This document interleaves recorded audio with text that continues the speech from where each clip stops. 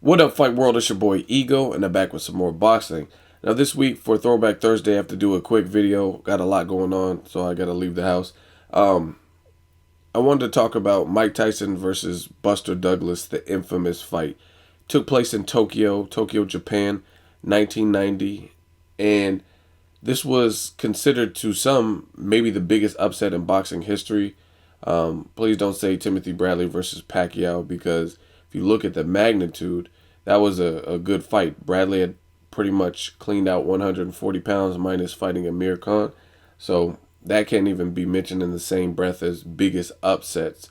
And by upset, I mean, that's not the only way to get upset, but the fashion in which Tyson was beaten, and considering the fact that he was a 42 to 1 favorite and Buster Douglas was the underdog, I mean, that shows you the magnitude. Bradley and Pacquiao, that's two good fighters, one coming up in weight, etc., etc. So I wouldn't classify a fight like that as the biggest upset of all time, although it was highly controversial. But back to Tyson and Buster Douglas. Great fight. Buster Douglas, he had just lost his mom a few weeks before the actual fight, so he had to bury her, deal with that type of bereavement, and go right back to training. And he was training for the biggest fight of his life. At the time, if you guys were maybe younger or weren't watching boxing then, Mike Tyson was a devastating force to be reckoned with. He had roughly 19 to 25 fights in his first year. He was knocking out dudes. And you might be like, oh, they were cab drivers, they were bums. But you got to understand the raw power behind Mike Tyson. He had speed, he had defense, and he had power.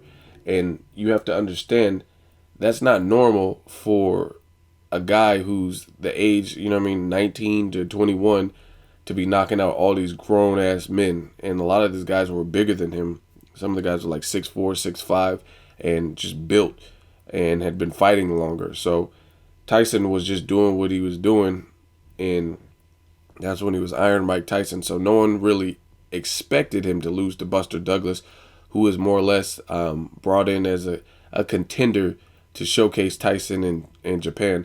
As you guys know, especially during that time, I don't know, I might have my dates mixed up, but Mike Tyson had the Nintendo game Punch-Out!, Nintendo obviously being a Japanese brand, and the fight happened in Tokyo. So he was a huge commodity over there.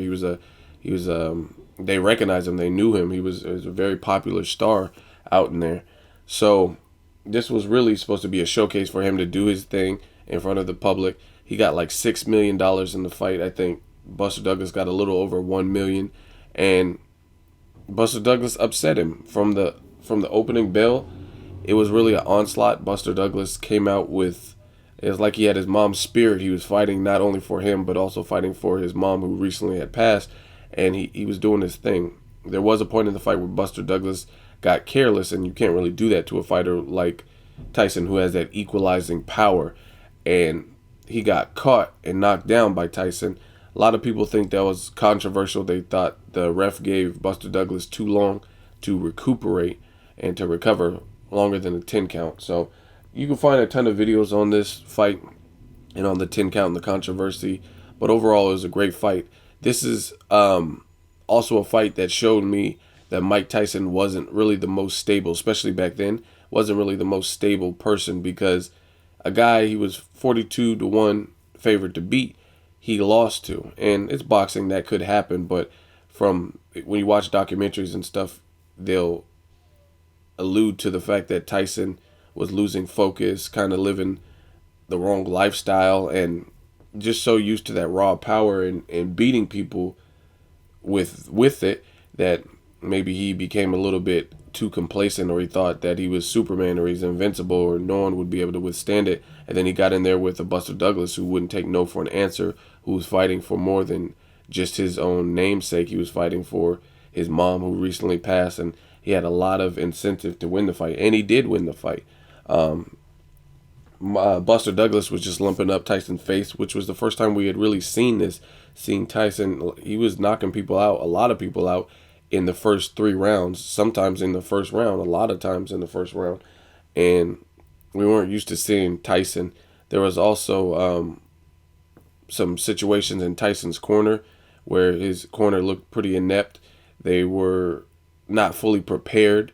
I don't know. I guess they expected Tyson to walk through him and then just knock him out or something, but they didn't have all the in swells and you know what I mean, the different cold compresses and whatever else in their toolkit that they needed. And when Tyson started to swell, it got worse and worse and worse because his corner wasn't prepared to deal with that, which is stupid. Like, no matter who you have, you could have Tyson, Gennady Golovkin, the most power in the world, but you have to come preparing for the worst and just hoping for the best and hoping your training pulls you through the fight. But it's boxing, so a cut can happen, anything can happen. You still need to bring the supplies, even if you think that the person has no punching power, the opponent has no chance in hell.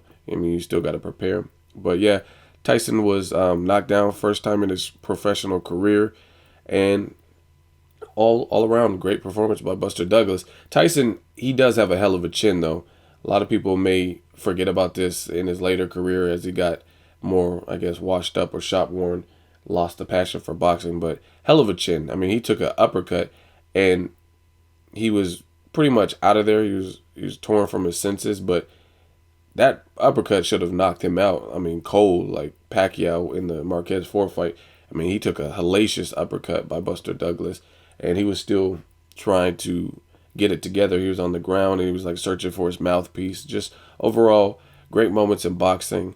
Quick Throwback Thursday, Tyson versus Buster Douglas, the upset.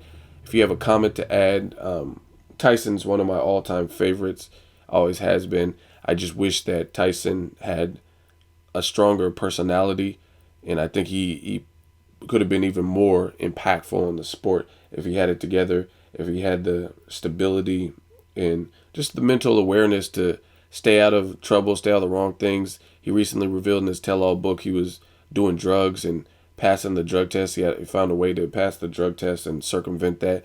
And I would just like to have seen how Mike Tyson fully focused, no drugs, no partying, no jail sentence and rape case and all that, how he would have looked in his career. I think he would have been perhaps one of the most devastating heavyweights, even though he already was, and I don't even know if that was him at 100% in terms of focus.